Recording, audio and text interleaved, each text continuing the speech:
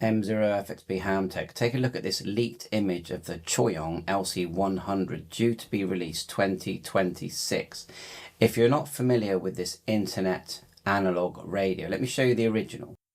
So here's the LC90. It's a shortwave, medium wave, long wave analog radio, but it holds a SIM card, an SD card. It has Bluetooth, has a small little. It's not a TV, but it has a color screen, and it's quite revolutionary because it also, it has internet radio, so you can connect to all these thousands and thousands, like 40,000 radio stations via the internet.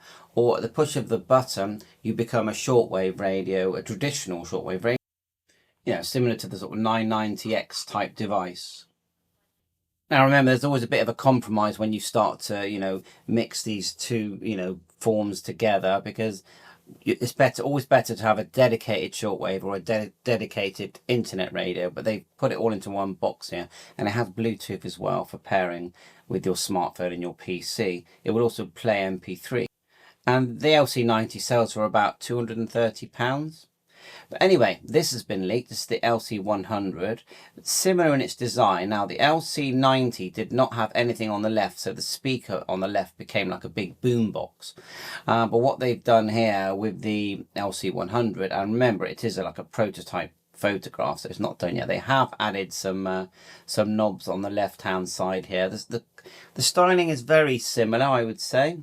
The screen looks identical. They're bound to add some new features in there because they always do. But the button layout, to me, I'm looking at the original.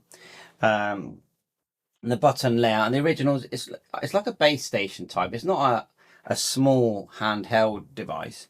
It's not a pocket device, but it's it's, if you're into the shortwave hobby, if you're into internet radio, because you may have never tried internet radio. Well, this is really going to delve you into that part of the hobby. And it is a hobby, shortwave listening, whether it's analog waves that are flying through the sky or via the internet. It's always still going to be interesting if you're into this, because you are connecting to real radio stations that are transmitting analog, but they've also connected to the internet, a bit like a hotspot, I suppose, and many repeaters these days.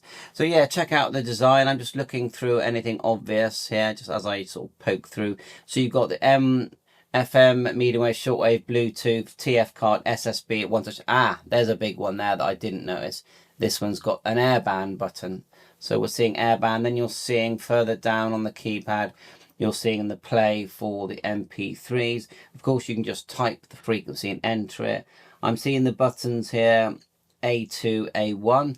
At the top, it looks like tuning, fine tune in the middle, and volume. That's like the original, the usual clock functions. That circle with a dot, is that a recording function? So yeah, and on the screen, you've got bandwidth, you've got upper sideband, lower sideband. It says here ADDR, 1000 memories, that's quite good. Channels, of course, and VFO mode, and you can adjust the bandwidth when you're in medium wave as well, I believe.